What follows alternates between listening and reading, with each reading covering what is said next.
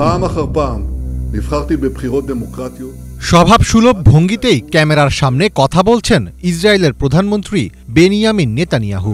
সাধারণত এমন ভিডিওতে হামাসের মতো সশস্ত্র গোষ্ঠীগুলোকে হুমকি ও কড়া হুঁশিয়ারি দেওয়ায় অভ্যস্ত তিনি। তবে এবার কোনো হুমকি নয়, ভিডিও বিবৃতিতে নেতানিয়াহু কথা বললেন তার ক্ষমা চাওয়ার আবেদন নিয়ে। להמשיך לכהן כראש ממשלת ישראל בראש ובראשונה ৭৬ বছর বয়সী নেতানিয়াহুর বিরুদ্ধে দীর্ঘদিন ধরে ঘুষ, জালিয়াতি ও ক্ষমতার অপব্যবহারের ৩টি মামলা বিচারাধীন। চলমান এসব মামলা থেকে রেহাই পেতে প্রেসিডেন্টের কাছে ক্ষমা চাওয়া ছাড়া আর কোনো গতি দেখছেন না নেতানিয়াহু। ফলে পূর্ণ ক্ষমা চেয়ে দেশটির প্রেসিডেন্ট ইসাক হেরজগের কাছে ক্ষমা চেয়েছেন তিনি। এক সংক্ষিপ্ত ভিডিও বার্তায় নিজেই এই তথ্য নিশ্চিত করেছেন নেতানিয়াহু। নিজ দল লিকুদ পার্টির প্রকাশিত সেই ভিডিওতে নেতানিয়াহু বলেন, আজ আমার আইনজীবীরা দেশের প্রেসিডেন্টের কাছে ক্ষমার অনুরোধ পাঠিয়েছেন। আশা করি দেশের মঙ্গল কামনা করেন এমন যে কেউ এই উদ্যোগকে সমর্থন করবেন।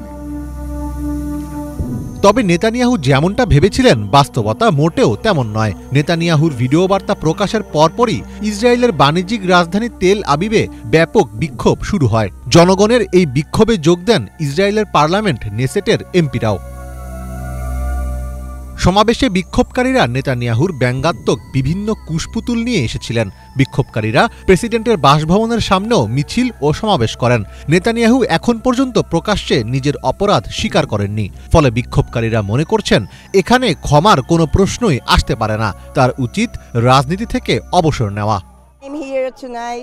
নেতানিয়াহু প্রেসিডেন্টের কাছে তার সব ভুলের জন্য ক্ষমা চেয়েছেন, কিন্তু আমরা জানাতে চাই এই ক্ষমা আমরা সমর্থন করি না, কারণ তিনি নির্দোষী। আর এখন তিনি দোষ স্বীকার বা জনগণের কাছে তার দায় শোধ না করেই ক্ষমা পেতে চাইছেন, এটা কোনোভাবেই মেনে নেওয়া যায় না।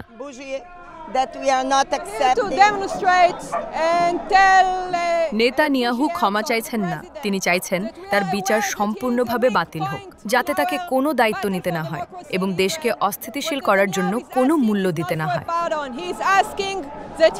ইসরায়েলি প্রেসিডেন্টের দপ্তর জানিয়েছে এই গুরুত্বপূর্ণ আবেদনের বিষয়ে সিদ্ধান্ত নেওয়ার আগে বিচার বিভাগীয় কর্মকর্তাদের মতামত নেওয়া হবে। এই সিদ্ধান্তের প্রভাব সুদূরপ্রসারী হওয়ায় সর্বোচ্চ সতর্কতা অবলম্বন করা হবে বলেও জানানো হয়েছে।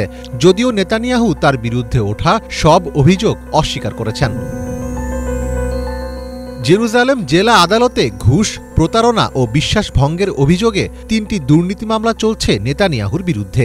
২০১৯ সালে এই মামলাগুলো দায়ের ও বিচারিক কার্যক্রম শুরু হয়। তবে সে সময় নিজের প্রভাব খাটিয়ে সেগুলোর বিচারিক কার্যক্রম স্থগিত রেখেছিলেন তিনি। ২০২১ সাল থেকে মামলার কার্যক্রম নিয়মিত চললেও হামাসের ৭ অক্টোবরের হামলার পর এই কার্যক্রম স্থগিত রাখতে জরুরি নির্দেশ দিয়েছিলেন ইসরায়েলের বিচারমন্ত্রী ইয়ারিভ লেভিন। গত অক্টোবরে হামাসের সঙ্গে যুদ্ধবিরতির পর ফের এসব মামলার কার্যক্রম শুরু হয়েছে। মীর ফজলে রাব্বি, বাংলা ভিশন।